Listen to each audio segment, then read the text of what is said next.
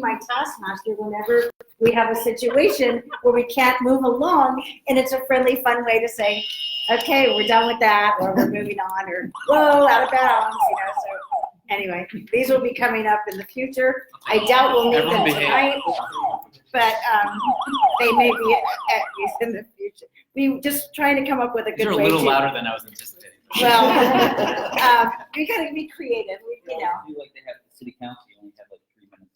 Yeah, lights turn on and then. Yeah, I mean, I guess it's kind of, we have the yellow and the red It would light, be just so. an automatic listening. So, okay. I And might then, test how far I need to go in order to get a positive. it's just a fun way. So that's what's, I try to list it as our time management tools on the agenda. And then we've also had an issue where some of you have received letters from an individual in our neighborhood association implying that they are somehow, the letters imply that they're working on our behalf. And it's an advertisement. So I wanted to bring it up to, I wanted first to bring it to your attention because this was brought to the city manager, Alex's attention, other neighborhood association leads had told me about it. We've actually received them, Ben's received too.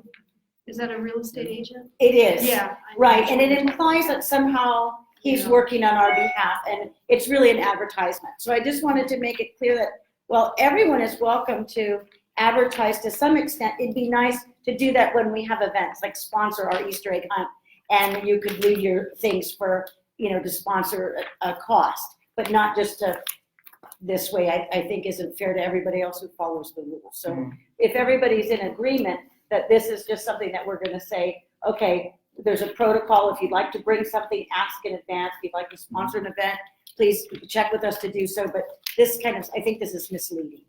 And I would hate for someone to rely upon this as the who doesn't know.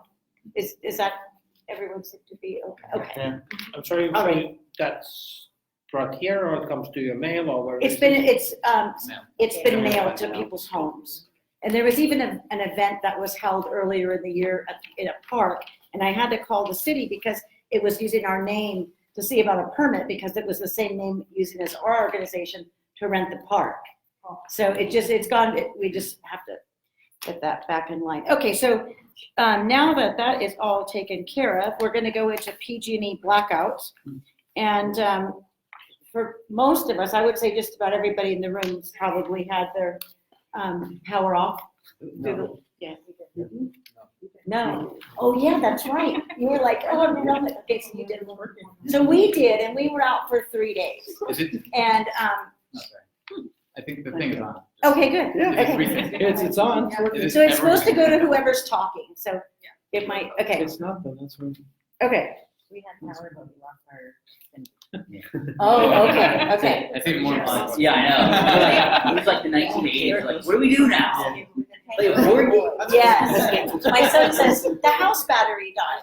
He doesn't understand that how it works. Everything's a battery. So okay, so we were out for 3 days, and in our neighborhood where I live around the corner from Regina and Jerry, and we're on Edith, and so just a block away, we're out for 3 whole days. And we're on our specific block, we have probably a dozen houses. It's kind of a cul-de-sac at the end, and we have 4 residents who are elderly. They're probably between 75 and 90 years old. They have mobility issues.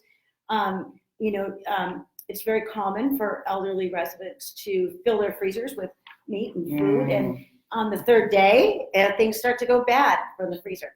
So I woke up on, what was it, Chris, Monday morning, and I thought, okay, where can I get some coolers? So I went down to Sports Basement, and they're a real good community partner. And I explained that I have these residents, they're elderly, their food's gonna spoil. Can I rent these coolers? And so to help them. And he said, he knew my husband, and he said, no, what you're doing is a really good thing for your neighbors. And he gave them to us. And so, so just so you know, when there's a blackout in the future, you could go down there and they have them to rent, but he actually gave them to us, and we saved all that food. And it also gave me a chance to go into their house, assess what was going on. Some of them were cold. Some of them were by themselves. Some of them weren't prepared. They're not online. They don't get texts about PG&E blackouts. And so they weren't prepared with flashlights and whatnot. So again, I know we had talked in the past about the importance of making an old-fashioned list and checking on people. The blackouts, even though the worst that happened was that the power was out, for an elderly person, that can be their whole world shutting down. They have no TV, no heat, no way to cook. So if we all just stepped outside and said, okay, well, who in our neighborhood might need our help? I Don't think- use your gas stove to heat. Oh, the yeah, house. that's what was Please don't happening use your too. gas stove to heat a house. So that could be very dangerous. But if that's what you have and you're cold, and then you're forgetful. So it's just really important that we be mindful of that. And so now I think we've got a system in place on either. Maybe we should have a list of. Right. where elderly people are. Right. I couldn't cook meals. Right. Yeah. Wouldn't have been On fine. that generator. So as we all, and who has a As soon as the generator lights now, went we went and got one. He was carrying up the stairs with Pastor Dave. And the lights go on. I'm like, $1,000 later. And I'm top like, price, well, too. next time, Next one. you know. So anyway, Held off. Oh, yeah. They're very noisy and they put out Yeah. a real awful smell. They do. Yeah. And, sometimes if your neighbor is running it the whole time, then you end up with their odor and your. Yeah, that's what was your happening. windows. Put it way far in the back. Yeah. Yeah. So it looks like this is going to be an ongoing issue. We have a place at the Russian River that was in the evacuation zone. We were out without power there for 10 days. So it looks like this is going to be something that's going to continue to happen. So the more that we can get the information out to one another and the more we can sort of make it work, like if somebody has medicine for diabetes and someone has a generator on their fridge, then we know, okay, we can refrigerate medicine there. Or like I have a medical device that has to be plugged in. So, okay, she's got to generate, those kind of things that we can try to make the best of it. Or, yeah, exactly. Charge phones, whatever it is that we need. So I know you were working on trying to get a list together just as far as helping each other out. Right, not right. necessarily related to the blackouts, but just as kind of a community and caring for each other. Right. How has that gone? Well, Have you gotten a lot of responses or no? Well, I think I've been meeting people and adding them to the list, and I send welcome emails when someone new joins our groups. Yeah. And I've been asking now, do you want to go on that list? And I know of the 200 or so people on the list, I would say I know maybe 35 or 40% of them. And so and I know just about almost everybody here. So I kind of know, okay, they're going to be on board with this. Or if they're on a board or commission, I know that they have a way to communicate with large groups of people. Or they're probably a center point in their neighborhood, contact person for other things. So yeah, I think that I'm using that to sort of build that list. But the more information I can get specifically from members about who is in their neighborhood and who would need help, then we can distribute that information even further. I try to do this in my neighborhood, on my block. It's real challenging. I mean, even just going up to Redwood's home takes like 2 hours of conversation. It does. And I was like, oh my God, I don't have time for all Right, this. right. So I was trying to figure out a way to streamline it. It's a really daunting task. It does really involve going like house to house. Yes. Yeah. It's hard because it's time consuming. It is. So I only have like 5 or 6 names so far. Well, that's great though. That's a big head Yeah, start. it's- And if this continues to happen, I'm sure that we'll just find each But other. your list, how is your list published, or you're just trying to? I'm just accumulate? in my membership Okay. list. I'm just, Because it who's almost in has what to be neighborhood? by, block by block. Because I started thinking, going beyond half a block is almost pointless. I should just stay within 4 or 5 houses of my home, and then ask the other neighbors Yeah. in 4 or 5 houses within your own home. Because trying to get a real comprehensive list is it's hard. really, and it's probably pointless too. Because how many people are you really going to phone or get in contact with? You're going to only be able to reach so many people with, Yeah. Many hands make light work. Right. Yeah, that's what I mean. So other people have to take on Yeah. that Yeah. section. Mhm. Oh, God. Well, hopefully we've got people watching at home. And anybody who wants to join our list, go ahead and send us a message and I'll get in contact with you about that. Yes. Redwood City had I don't know if they still have the neighborhood liaison program that was really good at its time. It's only, I think that was about 3 or 4 years ago. And they wanted someone to be a contact person, and I volunteered. Oh, good. For Crompton, for our block. Okay, Practice. So I went door to door for 2 blocks. okay, I got names and email addresses. Everyone was very happy to sign up for it. yeah, And that's the only way I met Regina and all the neighbors. okay, Because you don't know anyone beyond 2 or 3 houses or across the street. right, And if you take the initiative to go, just they have a form that filled out with name and address and special talents, which was okay, really good for an emergency. I found out we've got 2 physicians, we've got 2 We police do? officers, okay. yeah. And actually there's 3 now on Crompton. But I wouldn't have known otherwise. For an emergency, Right. it's a place to contact someone. Yeah. Thank you. Amanda, do you have those, do you have the liaisons? I You- just wrote that down. Okay, perfect. Which I can about. So I may be asking you then, were you interested in doing that again? Okay. Yeah, still have the current list for everyone. Oh, that would On be those 2 blocks. perfect. That's a good point about asking about special talents and special Mm-hmm. needs, you know, get a little bit more information, other than just their contact information. Yeah, on our survey, we put it down to like, what kind of skills do you have? But it's always good if not everybody's gonna you're gonna be in the room for that survey. So, yeah, I think that's really important. Because it could be on a holiday and your sewer backs up, but you know that you have like I have 2 plumbers on the corner. Okay, so I know, okay, so 3. So we're covered there. So all of that information can be helpful. I think it's also important to know if somebody's car hasn't moved in a while, that, you know, you can call your contact person and say, do you know anything about what's happening with that neighbor? Because if you're dead on the floor for 3 Right. days, you know? Yeah, Do you still have the block parties? we don't. You used to, so We, I- oh, yeah, we used You used to. to. But Redwood City paid up to $300 for us to have a block party. Mhm. With the provision We that could do it. we had one at my house, and with provision that the fire department comes out Right. and gives you a little fire talk and police and whatever. Yeah. Friend Europe, we did last month. Then we have National Night Out too, so that's usually where we kind of reserve the party, Yeah, we block have it. party night. But we didn't do one this year for this one.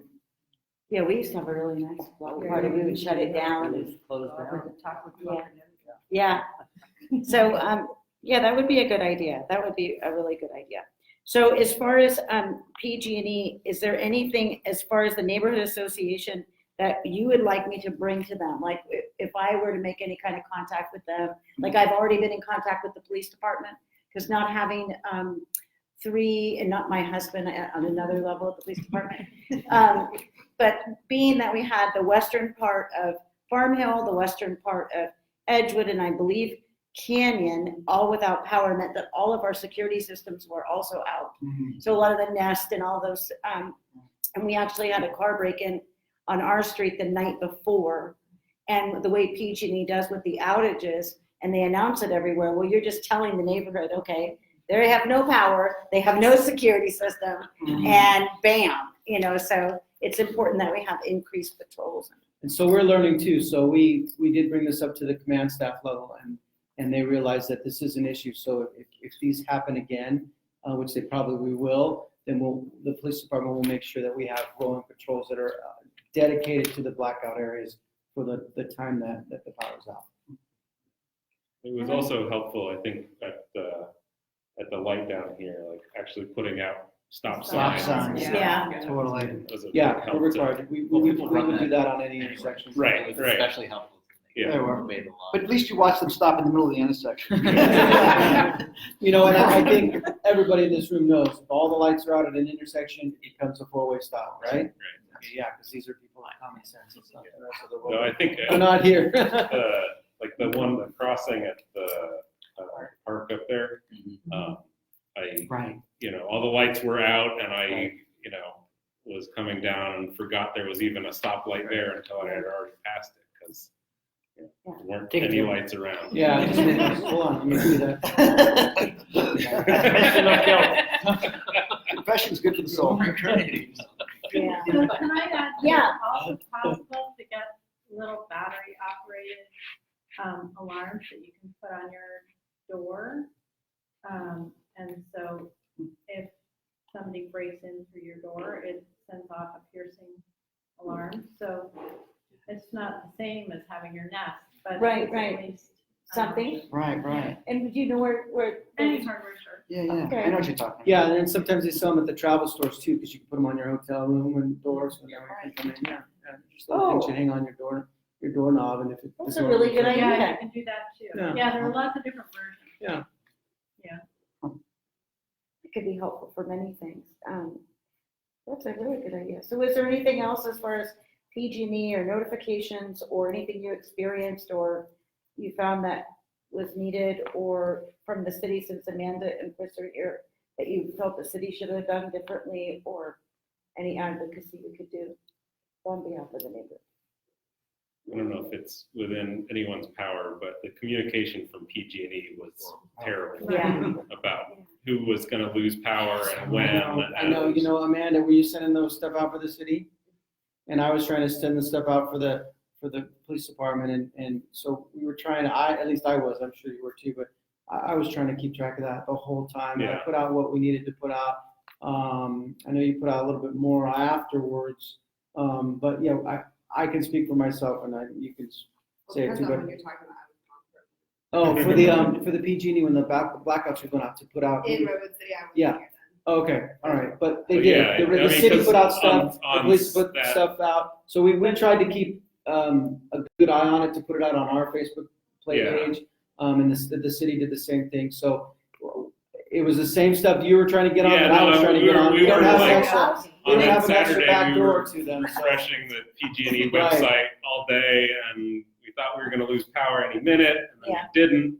And then at like 10:30, when we thought we were in the clear, it just Yeah. shut off, so. Yeah, exactly, we saw Are the you on same the thing, but, text message alerts from Yeah, Yeah. but they I also know, were I know, kind of I know. It was confused. vague. I also live in- yeah, so we don't get anything extra special, we don't have any other Right. line of That's communication, surprising. they're a We're private good down entity, they or do what they going want. We were just know that I Yeah. was on it and that the city was on it, trying to monitor the best we could, to Yeah, put out the information Yeah, as I say, on our channels, so. I don't think anyone in this room has any power to do any better than Right, Yeah. we have, but. But we could at least try. I mean, Certainly I was texting frustrating. them, I have a medical device, I want to know what time this is going off, and I was getting, be safe, that was the text back. Be safe. It's like, well, what if it was for my heart? Like, you know, like, that's Yeah. crazy. So anyway, Yeah. so, okay. So, within this period of time, you may have heard that, the governor had a big launch over in Oakland with the new Shake Alert app for, the earthquake. Is everybody familiar or heard about that? So it's on your phone. It's something I think that they've been developing for many years. And when a sensor, when the sensor senses that the earth is moving, it sends out a notification based upon the strength of the earthquake. So I believe the parameters are like a magnitude 4.5 or above. And it will send it out to the area that it's going to be impacted. Now, the harder you'll be impacted means the less time you'll have to be alerted, the farther you are away, the more time you will have. The good thing about that is even though it might only be 10 or 20 seconds, you have kids or you have an animal, that 10 or 20 seconds could at least get you your leash for your animal or at least get your kids. And, you know, that could 10 or 20 seconds could really make a difference. So I have the link. I will put in the minutes as far as how to get the app if you don't already have it. But I think it's some really good technology, and I think it could make a difference. And I would hope that you'd share that information with your neighbors and friends and family. And how- how they can have they have a button that says I have patients. Oh, okay. Tell them. So you can actually self-report and cool. What's the official name? It's called the Shake Alert. I have 5 Shake Alerts. Uh-oh. I've everybody- heard, yeah, I've heard the best one. Yeah, it's an app. It's on my phone. UC Berkeley, it's apparently green, Yes. It's a green app? My shape. my shape. The UC Berkeley one is the one that, Milkshake, oh no. That one has- no. It's called Oh, there's a lot My of- Shape. Yeah, they Shake look Shack. like that. Let me see, I have it on my phone. Photons or whatever. yeah. It's called My Shape. My shape. My shape. Yeah, this one is My Shake, yes. They call it the Shake Alert, but I guess the app is See actually the way that it looks like a little My Shake. chemical bomb there, Yep, okay. right? And they also have another one, CAL FIRE has one ready for wildfire. And that's another app. It's available on both platforms. And it has everything from how to prepare, how to take a class, what to do in the event, everything from insurance to pack your bag to, and that's another good app. Because I'm afraid that that's something that we're going to be dealing with as well. Locally, if you're not already signed up for Nixle, is everybody here signed up for Nixle? Okay, so I'll just include that link in the minutes then. 100%. Yeah, that's pretty good. California also has response.gov and the Cal OES. Those websites are really, they're very detailed and they have a lot of good information. I'm sorry, what's in there? Oh, I'm sorry, pardon me, What is that? response.gov. No, the Nixle. Oh, the Nixle, okay. Chris, you wanna? Yeah, open up your text message. I'm sorry? Text it, you open up your text message, Yeah. and if you text your zip code to 888-777, you'll get notified when we send out urgent and critical information. Oh, okay, got it. And you could use more than one zip code too. Like we have it, 3837s. and it was everything from a traffic incident to a very serious Oh, incident. 3 and 3. What's We're the not difference lying. between the other two? Are they more statewide? Yes, those are more statewide, so those would be like more, Nixle is Redwood City Police. And then the other ones are like CAL FIRE, they would probably be, the state organizations, A number. you know, and probably, And the message freeways, is usually. probably have to do with freeways. So is it disasters. 888-777? Uh-huh. That one, okay. And the county also has one as well. The bottom line is when something really happens, we're not gonna have access to any of this. But hopefully somebody, I mean, you know, if it's not that bad, somebody might,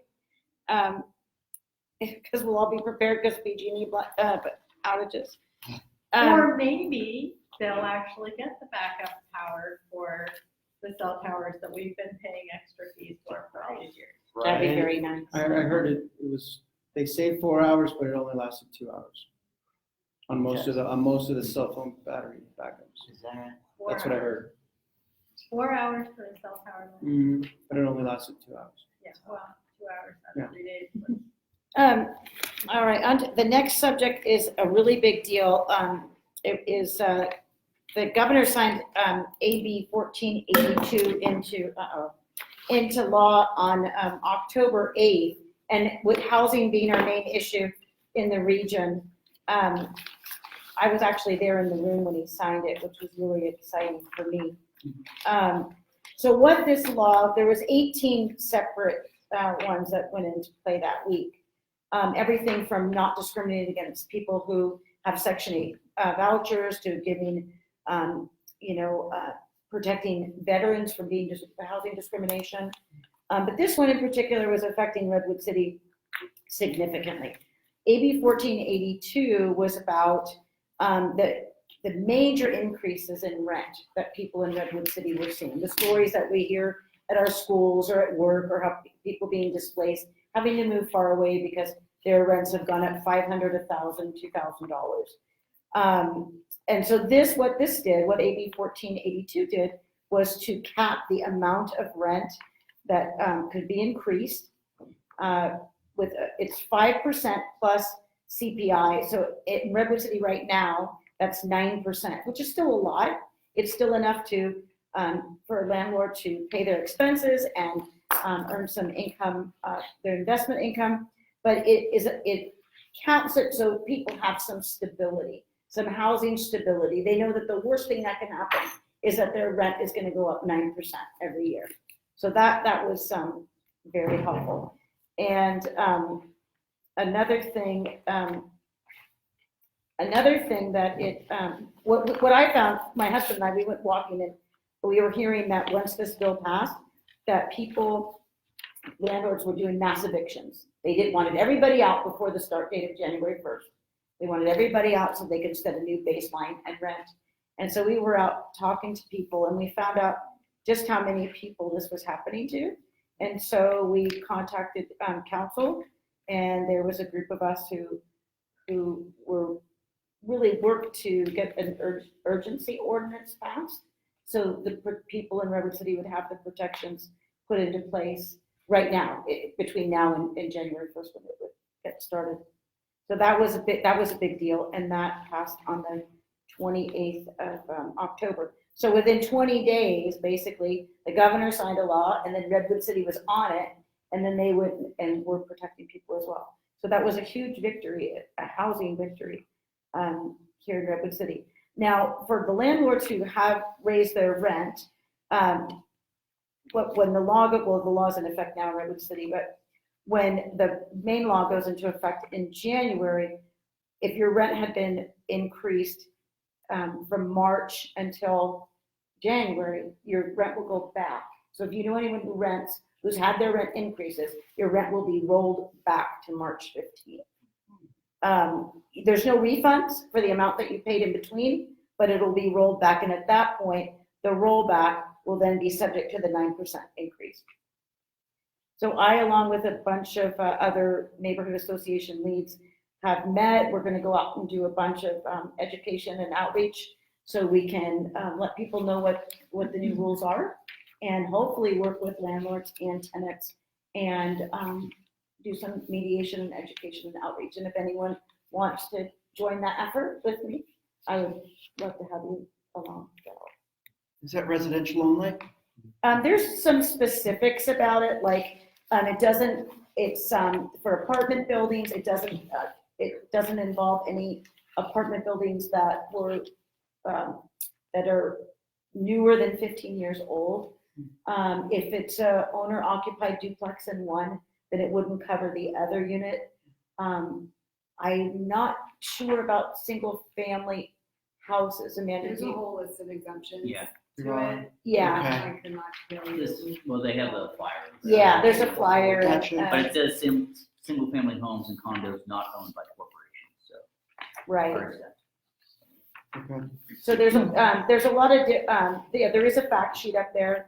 I also can send you the entire law if you want, and the urgency ordinance, but it was a major step because for so many years we haven't been able to make any real progress on housing. I mean, market rate housing, but not just stop the bleeding, to stop the displacement into homelessness. And so I think that was a huge victory. Mm-hmm. So if you know anyone who could be positively impacted or needs more information, please let me know. Also, they've been doing this kind of around, at least in this area, probably around California, but they did one, I think, that night in San Mateo too, and then for San Mateo, and then. So the urgency ordinance, so Yeah. it's been passed already in Concord, Daly City, Los Angeles, San Mateo. Pacifica chose not to go with it. I'm not sure if Burlingame is. So San Carlos, Burlingame, and Menlo Park are doing next Tuesday. Okay. They're voting.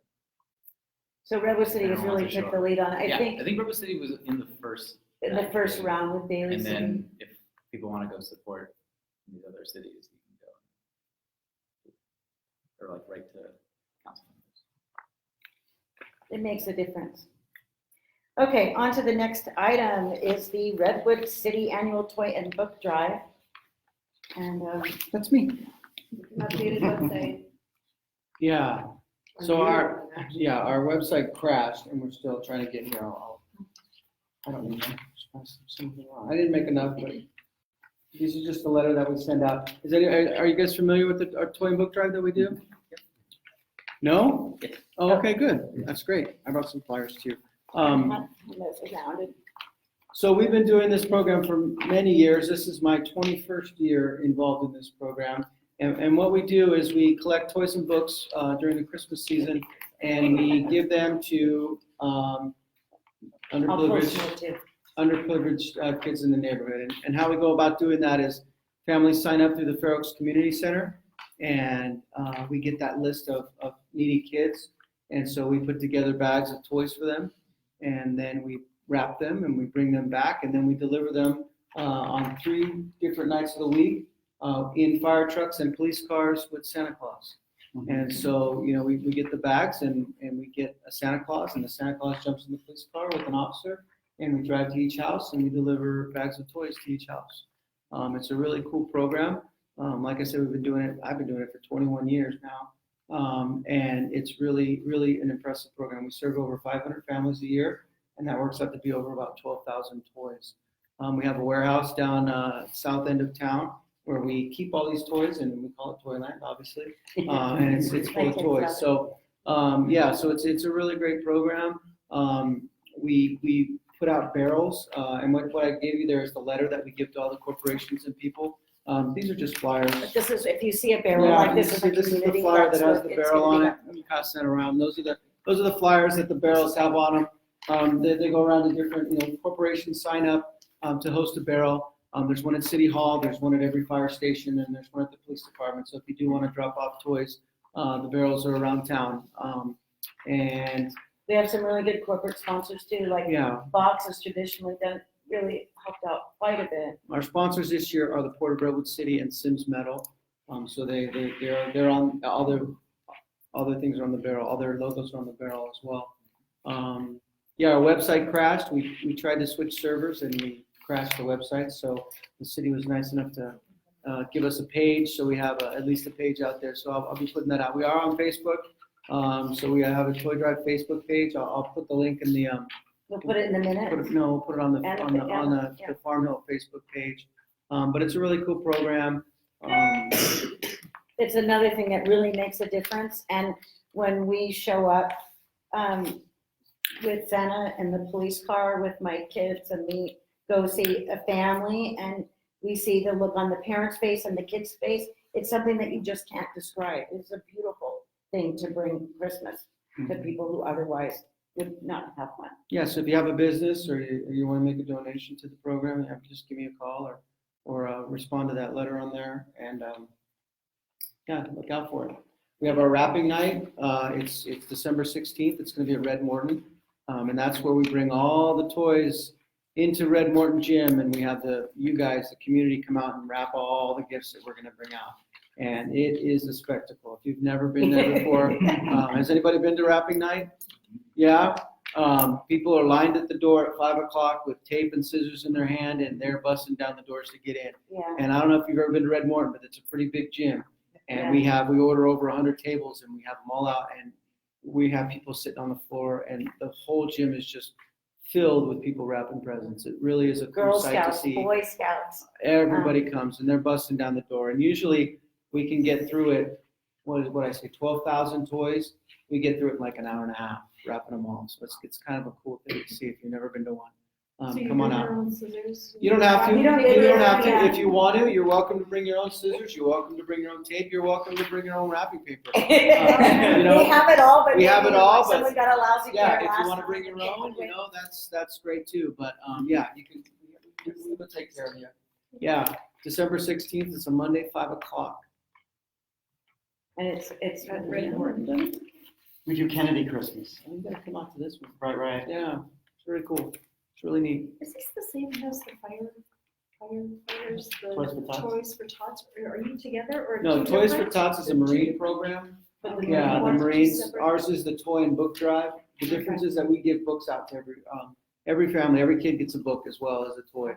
The Marines usually they don't do deliveries. What the Marines do is collect toys, and they usually give them to agencies like us or churches or schools, and so they run the big program, and that's Toys for Tots, which kind of is what the standard name is. Everybody thinks of Toys for Tots, but our program is called the Toy and Book Drive. With Redwood City Police and Fire and the Sheriff's It's Department. Redwood City, San Mateo County, Toy and Book Drive, and all the list of all the sponsors are on there. We have Redwood Fire, Woodside Fire, San Carlos Fire, the Karen program, Redwood City PAL, Redwood City Sal, Barbara. And Redwood City Police Department and the Sheriff's Department. So, yeah, we got a lot of different sponsors as far as manpower running the program. That's Put good community. Collection boxes or put barrels in like the school offices? You can if you want to. Yeah, Redeemer always takes a barrel. There's a Montessori school that we give a barrel to. So yeah, if that's something that your school wants to do, yeah, give me a call. Yeah. And is it just new books? Everything's new? Toys? New toys, but they could be gently The used books, books. yeah. Yeah. And so traditionally, they get 2 toys, a family game or art project. If they are only child, they get a stuffed animal and stocking stuffers And a book. Mhm. So it really is a substantial program. It takes concentration when you have to do the wrapping. Because it'll say, girl, 5 to 7. You don't want to goof it up with the boy, 10 and 12. So you've already started delivering barrels? Yeah. And when do you pick up? When is Depends. the? There is no deadline. Okay. You know, if you want the toys to go out, then I would say have your barrels in by December 15th because we wrap them on the 16th. But there's different parties and there's different, you know, people, sometimes the week of Christmas is sometimes the best time to get the toys in because people are frantically wrapping them or buying them. So we don't really have a deadline.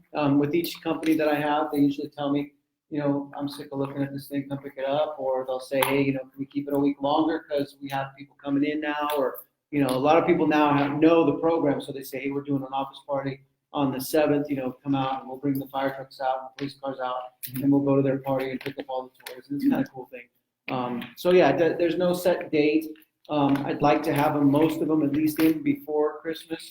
It's Because nice to that's give just them out easier instead for of us. storing them all year. Yeah, that's just easy for us logistically to have them all in before Christmas. But there's been times where after Christmas I go and pick them up. So there's really no deadline. It's never too late. No, we collect them year round. We use them year round. We get a bunch of bikes that we get in, and we get a lot of toys and clothes. So we always keep that warehouse full. And if in case there's displacements or in case there's a fire or some need where the kid needs a bike or Victim of a clothes crime or toys, yeah. then we kind of supplement that with the use of what we have from all year round. Okay. How many households did you say? How many households? We do about 500 families a year. All throughout the city. North Fair Oaks, North Fair Oaks, Redwood City, and then there's an additional maybe 200 that are on the coast from the sheriff's department. On the other side of that, do you know where a family, you said Fair Oaks to go sign up, where at Fair Oaks? Do you have any idea? Fair Oaks Community Center. Okay, but. Yeah, you just walk right in and say, I The want to. guy who works at the front desk, he's a Santa. They Yeah. know Okay. exactly how to They know what to Yeah, do. because If you we walked did- in, 2 weeks ago, we did a St. Vincent de Paul delivery, Uh-huh. and the mother wasn't home, but like the 13-year-old kid was there, and he said, where can we Oh, get okay. gifts for, my siblings? Okay. there's a lot of different So, programs out there. So if you walk into the Fair Oaks Community Center up to the front desk and say, I'd like to sign up for the toy drive, they know They'll exactly know. what to do. Okay. Yeah. And what we also cross-check different lists too, since there's so many programs. So our the folks at Fair Oaks Community Center will grab our list and then they'll cross-check it against the other toy drive programs. Okay. Because there's been times where we're walking up to the house and another group's leaving and like, what are you guys doing? Oh, we're delivering toys. Oh. So so we cross-check now with all the different toy programs. Deer outside. Yeah. Oh, Friends they're are- on grass. They're having a snack. Oh, it's a whole family. Reindeers, okay. So, yes, or if anyone, if they want a barrel, if they want more information, we Yeah, can just contact email Chris me, or. call me, whatever. Yeah. Okay, and then, I put a message out on our Facebook page about these notices. How many people in this room got this notice? I guess we were the only one. There was 3 on our block, and we were at the river when they came. So this is a courtesy notice. Please conceal trash cans, it says. Oh, I've got. Okay, and this was dated at 10/17, and Jeff was the contact, and it had our address right there, and it said complaint. And so I was like, wait a minute, we don't leave our trash cans like out all the time. Well, we don't leave them on the street. We don't leave them on the street. No. So anyway, and we bring them off the street pretty But quickly. they're not supposed to be visible according to. Right, You're supposed to have them Because behind. I was yeah. like, well, wait a minute. right. Yeah. Right. So I guess so what we ended up finding out was this fact-finding mission because we thought this is kind of strange that 3 people in one day, like within us, all right around us, and we all have the same habits, and nobody was complaining on each other. So we're like, okay, what's the deal? So we ended up finding out that there is a person, I don't know if they're male or female, but they have taken it upon themselves to patrol the city, and they go to all the neighborhoods and they document anything they feel is a code enforcement violation, and they report it on the Redwood City, my Redwood City app. And Redwood City has a longstanding policy of addressing each complaint with the intention of providing good service. So a well-intentioned goal.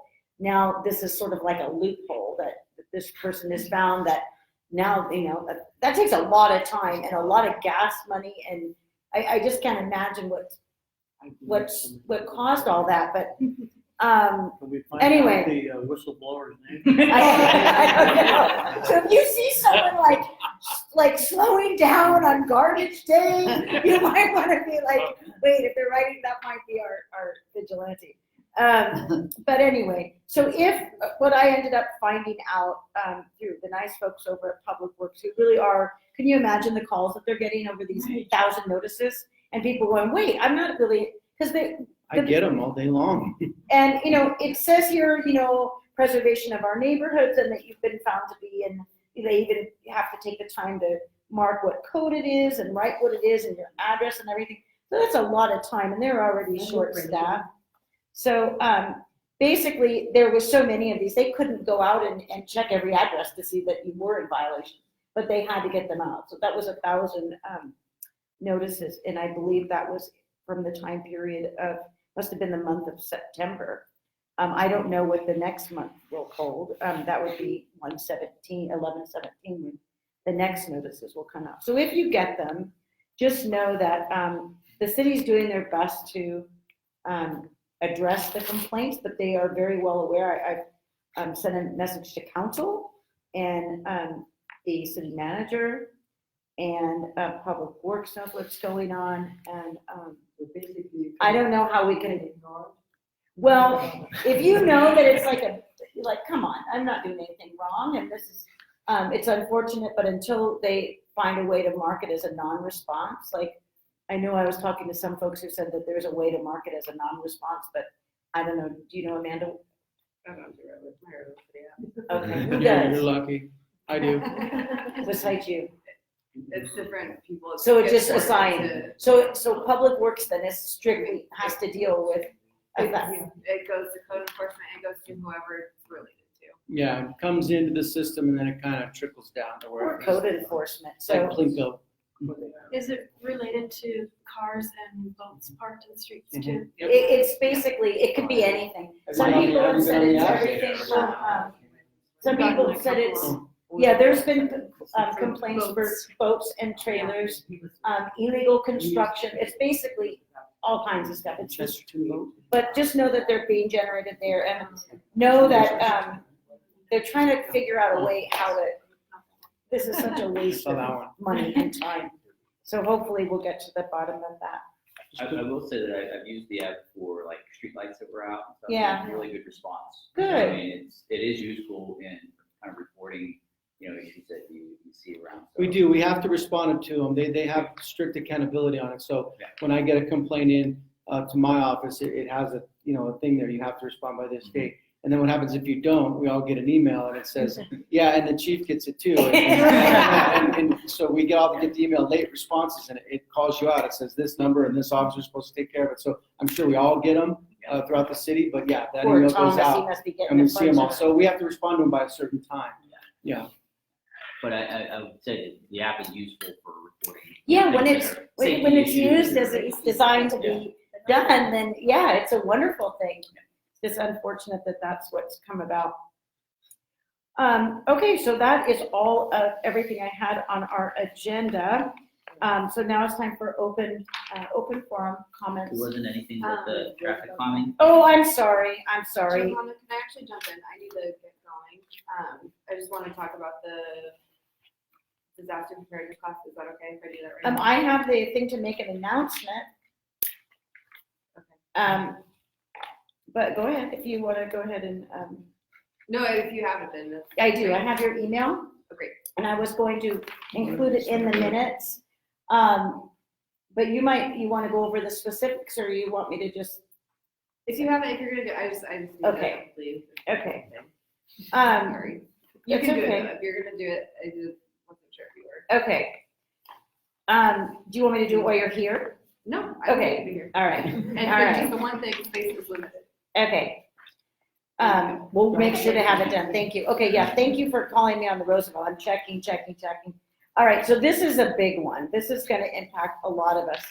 And it's actually on the city's website. It's the Roosevelt Avenue Traffic Calming Plan. And Rebecca, you probably know a bit about this, huh? Well, I went to the community meeting, and they were showing different options at different, this is very long term, right? We're not talking about something that's gonna happen next year or the year after. But they were talking about where, issues have been, noticed. So whether it's speeding or it's crashes in intersections or people not yielding to pedestrians and so on. And the different options that could be used to slow traffic and to control the problems. And that is all online. You can do the, so they had it up, you know, they had posters and you could put little stickers down. Yeah. But it's probably even more effective for you to go online and take the survey. And on this, I found the beginning of the survey a little confusing, but basically just keep going. And then you get to each intersection and you can vote for which thing you like. And if you don't like any of them, you can write it in and say what you think ought to be there. So I said, I thought we needed a four-way stop and not just, you know, some nice little crosswalk or something. It's so scary.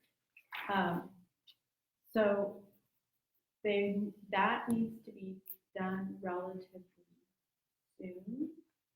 I think by the end of the year, the consultant will move on to the next step.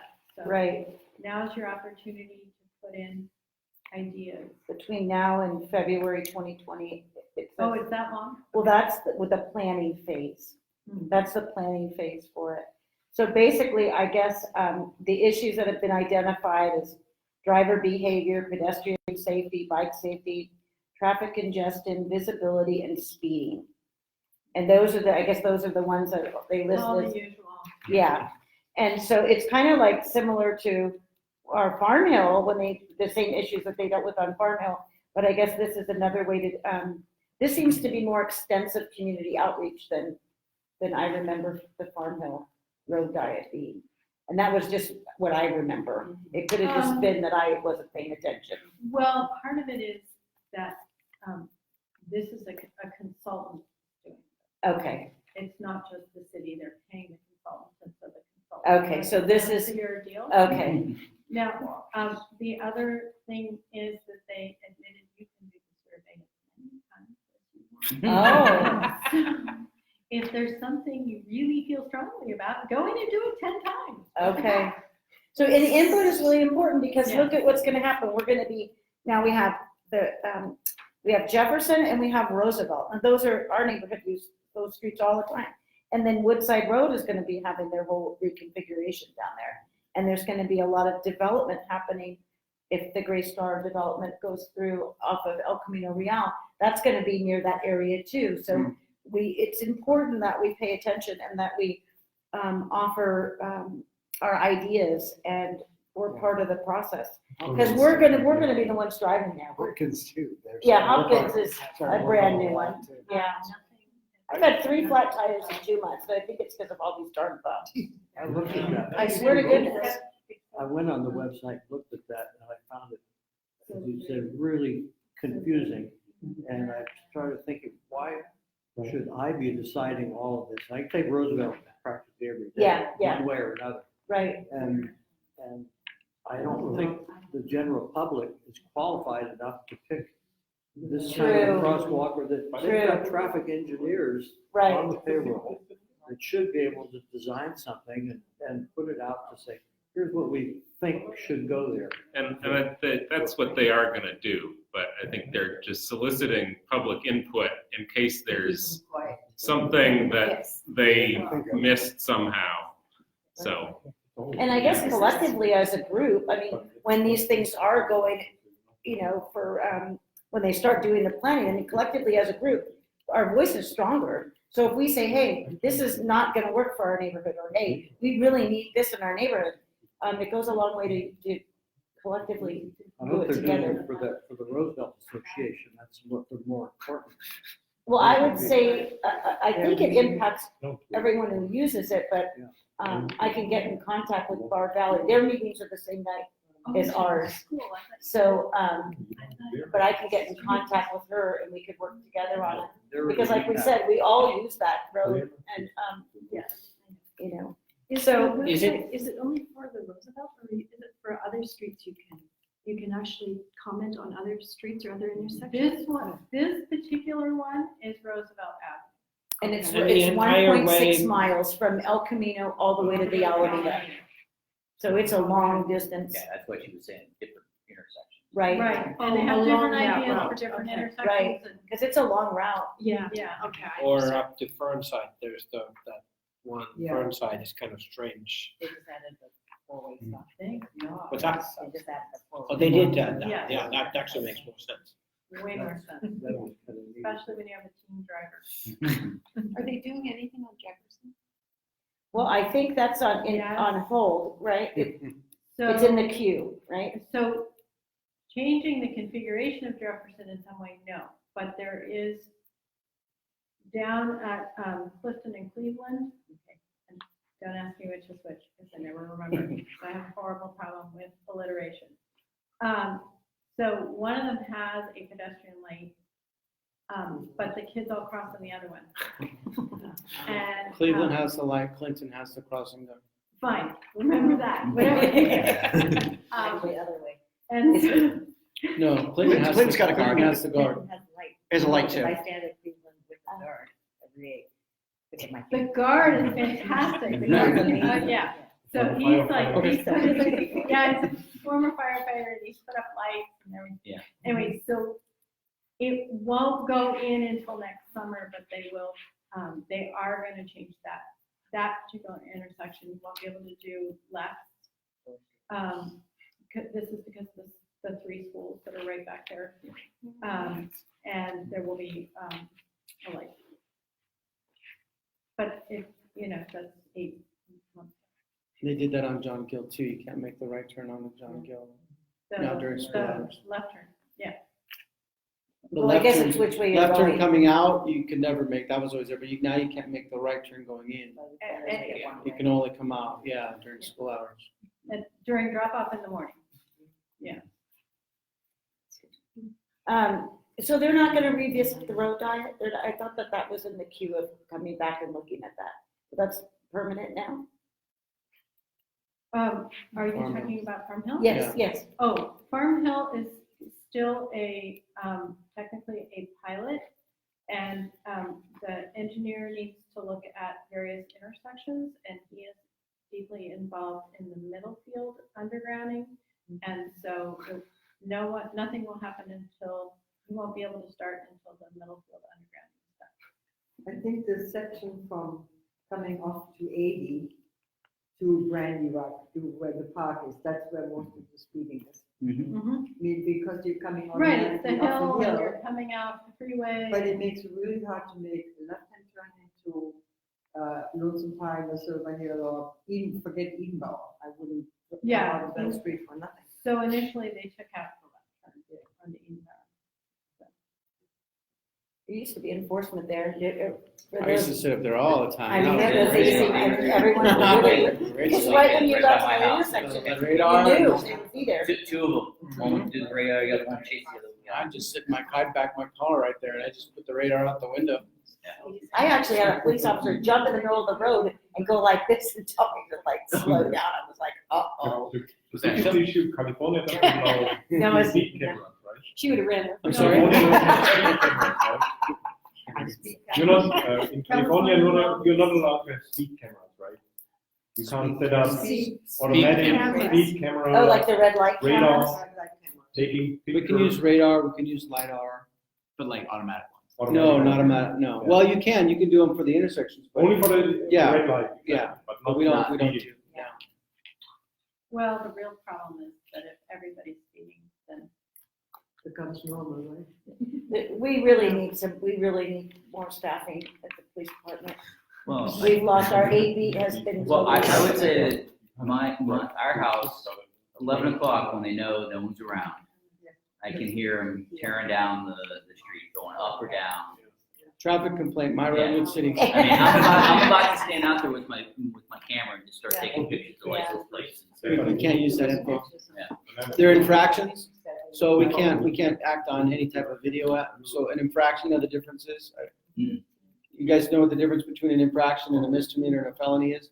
So an infraction means that an officer has to see the violation occurring before I can write a ticket. So if you saw a speeder or Fireworks. or you videotaped a guy going through a red light and you got his license plate and you sent it to me, I can't issue a ticket for that because I didn't see it, right? A misdemeanor, there's different laws about when, a misdemeanor committed in an officer's presence. If it's not committed in my presence, then, you have to sign a citizen's arrest form and I can act in your behalf to make the arrest.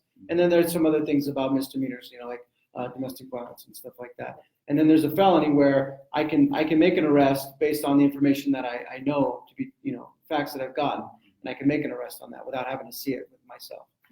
So an infraction is we have to see those. So getting pictures of license plates and video, that doesn't help us because we can't use it. It shames them on next door, but. Yeah, well, I'm just saying, there's one car that likes to do donuts on the Oh, middle of the no. street. notice Yeah, and I'm about to take a picture of that, just So, to say, hey. yeah, this is a and that repeat could be- offender, you go talk to him at his house. Right, and that, you should Yeah. call us on that, because we'll come out and you can, that's a misdemeanor, so, if it's a reckless driving, we can articulate a reckless driving, that's a little different, it's not an infraction anymore. But you should call us on that, call the police department, or at least, if you've got a traffic complaint, put it in on the app. Okay. So is that what we hear at night, that screeching? Is Yeah. it- Where I he always does wonder where it's donuts in the coming middle of from. the street, where is That's it? horrible. On Farm Hill, up by, Between months and times, it's over here. Okay. We get it on Glendon, I think. I yeah, see the it's circles on probably the Glendon. same person that just likes to do donuts. But That's it's horrible. at night when there's no one around, like 11:30 at night, you can hear them, they'll do it for like 20 seconds. Oh, yeah, we can hear it. What kind of car is it? It is like a white Civic, one that's been modified, yes. It has a larger tire in the back. I'm sorry, he drives a white Civic. Oh. He's teasing. Well, you never got a picture of me, I don't know. Post on next door, picture of this car, and I got his license plate, he was driving like a maniac down whatever street it is. Do those just get? They get You're not flagged. a first person reporter on that, it's just. So first of all, as a government agency, I can't see what you're posting on Nextdoor, if you're in the neighborhoods. So as, me as being a police officer, I don't see what goes on Nextdoor. The only time I see what's going on Nextdoor is if in that post you flag, report to local police, and then that email comes to me, and then I can see what you flagged for me. But I can't see what's going on day to day on Nextdoor. Now I can personally on my own account in my neighborhood, I can see all that stuff. But as a police officer, I can't see what's going on all the way around town. Now, I can communicate with you, which was our argument with Nextdoor, is it's not social media, it's push media, it's traditional media. I can push out all the information I want, but you can only comment on the stuff I put out. So it's not really, not a social. two-way It's not. conversation. No, it's not unless you're responding to the thing that I put out. Is there such a thing as a warning that the police, if a license number is reported, it would be nice, I would think, for a note to come out saying your vehicle has been reported by neighbors to be such and such. No, because that's too much. It opens us up to too much liability. And like I said, if we don't see the infraction committed, with our own eyes, then we can't really act on it. That's just the state law. Somebody sent me a picture of some grandmother sitting in the driveway with a hairdryer making believe it was a radar gun. I think a really interesting idea of a guy who would put up different things on every day or so, like a big stuffed elephant, and then a couch, and and change it, and that really slows people down because they're looking. They want to know what it is. So they go there. Isn't that Yeah. something? It's like Doug. I'm sure Doug made it. Yeah, Doug. Yeah. used I have to an make people idea. Slow down. Put a big sign which says traffic tickets available. Well, we have those. We used to up. have the fun Do we sign. still have those up? That's a I- comedy that's sign. right. We do have some comedy signs. We do. I don't know if they're still up. I haven't Oh, seen them. they're- Are they're they still not. around? They're Yeah. But nobody knows. They used to Yeah. rotate them around like every once in a while, And they but now were I don't fun. see them. I don't see them You know, rotating as much anymore. You have time for driving school. Right, exactly. Yeah. That was one of them. But My favorite is you don't. maybe they need to be I updated. don't speed in your neighborhood, so don't speed in mine. And I thought, oh yeah, sure. Yeah, I think we need to switch them with an elephant or something. Yeah, that's a good idea. Then we'll probably get a code enforcement file. Elephant in yard. Oh my goodness, okay. So, there's more information about this ongoing project on Roosevelt, that you can find online, and, no, I think it's time for, and I also, I have the earthquake, thing on the earthquake thing, I just realized I have it, if anyone wants it on Cal OES and that, shape thing. So, open forum on. You were going to talk about the disaster. Amanda's thing, Yeah. Oh, yes, thank you. Amanda's thing. And I've done it. So, if there's something that someone wants to bring up while looking for the email. So this is, yeah, it's an evening discussion about disaster preparedness. But it's also kind of a recruiting forum for the third program. So her email says, good afternoon. Recent extreme weather events and fires across the Bay Area and California make preparing for potential disaster events in our community even more urgent. The Redwood City Fire Department and Sequoia Healthcare District are hosting an emergency preparedness class for community members to learn about how to create a disaster plan, assemble a supply kit, evacuation planning and procedures, and preparing for and responding to specific disasters. Acting Fire Chief Dave Pucci will lead the class at Sequoia Healthcare District headquarters for Redwood City residents and residents of the Sequoia Healthcare District. That's something that we pay on our property taxes, so we should take Sequoia Healthcare up on whatever classes they're offering. And then there's an email that I'll post out. It says, with this email, you are invited to attend the free Are You Ready disaster preparedness class. It's on Thursday, December 5th from 5 to 7 p.m. at Sequoia Healthcare District headquarters, 525 Veterans Boulevard. And basically, you need to RSVP for it. There's an Eventbrite Are You Ready disaster preparedness class tickets. And that was put out by Amanda, the Communications and Community Engagement Analyst with the city. And that will be included in the minutes. And she said that space is limited. Yeah, so if one of you goes, maybe you guys can bring back what you learned to the next neighborhood meeting. And at any time, you can always submit via email, via Facebook, via Nextdoor, the group page, anything that you'd like to see on the agenda, please send it in. Because every time it's time to form an agenda, I'm really trying to gather things of interest. And so it's helpful if you have something, bring it, and then we can discuss it. I know last time you wanted to bring up something, but we ran out of time. I thought it had to do with schools. I got something. Okay. Okay, I didn't mean to put you on the spot. I didn't want to forget though. I hadn't thought of this until just Okay. sitting down here tonight. I never thought to bring it to anyone's attention. The city is starting this program for to be a park champion. Oh, yes, yes. And they're only doing 2 parks. One out on Redwood Shores and Stulsat. Yes. And Stulsat is within our jurisdiction here. And I've signed up, and I'm going to the first meeting next Tuesday night.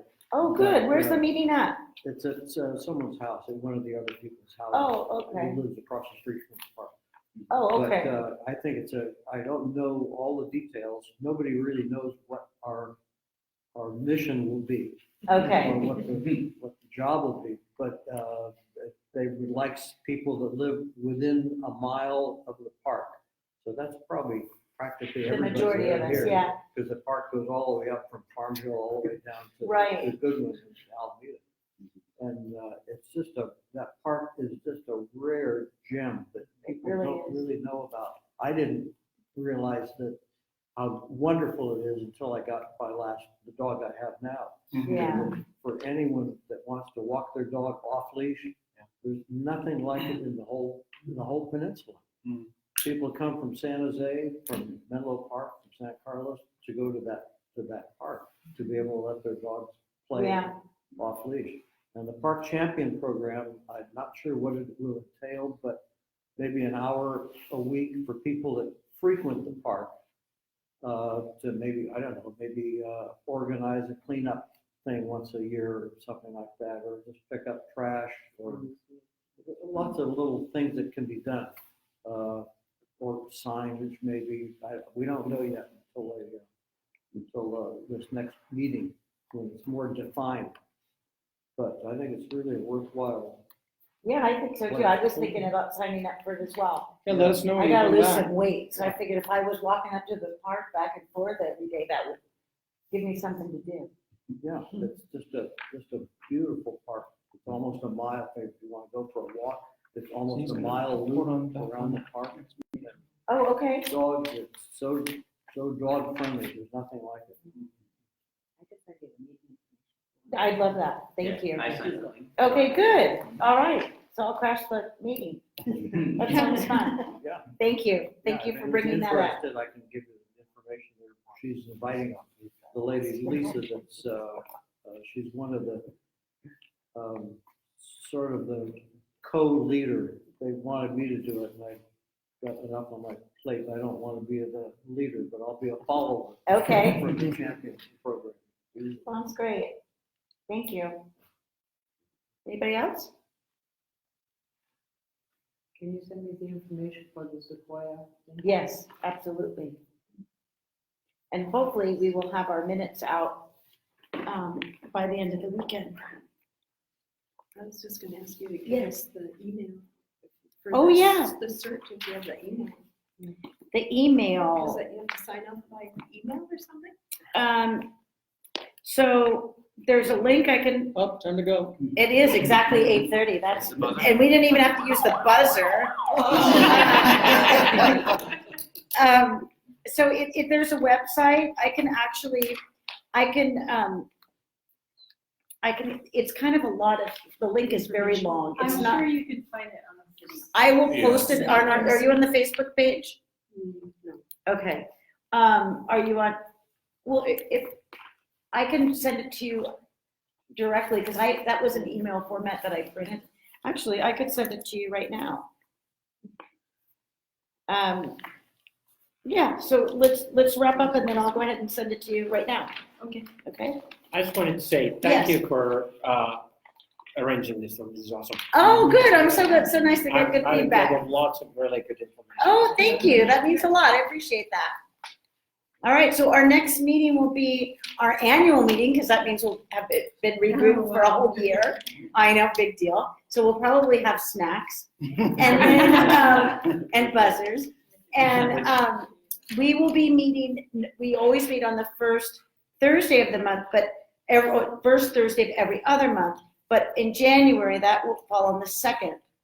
And a lot of people, because school's out and whatnot, we might not be around. So we're gonna put it a week after, and then we'll go back to our normal schedule. So we'll be meeting, I believe it's the 9th. And then I'll look on my, I believe it's the 9th. Yep, Yeah, the Thursday, 9th. And then we'll go back to our regularly scheduled format. So one more question. Yes. How do we get sort of more people involved? Because I don't know, if, shall we just kind of take some flyers and go to their neighbors? And so this is very really sweet. cool. Um, Well, what's the best way? Just or forward one of The your best emails, way, if or- you have their email, the best way is, I would say to, if you have their email, you can forward the minutes that will be coming out. You can just tell them, hey, we have a Facebook page. A lot of people are on Facebook. Or if they're not on Facebook, hey, we're on next door. If you look up Farm Hill. Or I can give you, I didn't bring my wallet. Do you have your cards with you? Yeah. So I have cards too. So next time I'll bring my cards and I'll leave them here. And then you could just give them to people that way as well. That's your email. Yeah, exactly. It's on the end of the agenda. All that Physically information. drag it. And you can, bring them in a car. And don't Yeah, tell them just where go they're around and pick. Well, and you can tell them too, hey, they've got this really cute owl that they set up and they finally figured out how to work it. And so if you're at home and you want to log on, you can watch from home and, and then maybe I could even figure out a way to, through my phone, that they could like text me questions or something and we can interact that way. I don't know, we'll get better as time goes on. All right, well, happy Yeah. holidays and Thank you. we'll see you next you, year. guys. Thank you so much.